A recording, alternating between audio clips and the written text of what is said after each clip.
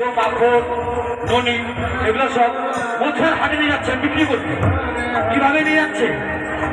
মাথায় করে। তখন তো হাড়ি ছিল না, গাড়ি ছিল না, টোটো ছিল না, এই সরুর গাড়ি ছিল, আর কত হেঁটে হেঁটে যেত। তো বলেন না এখন ওই মাটির হাড়ি মাথায় নিয়ে বছর হাটে যাচ্ছে ঘি দুটো বিক্রি করতে।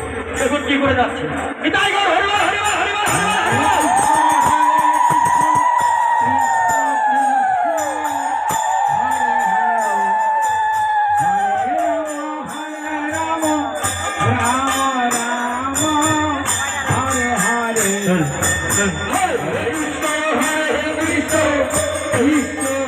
Krishna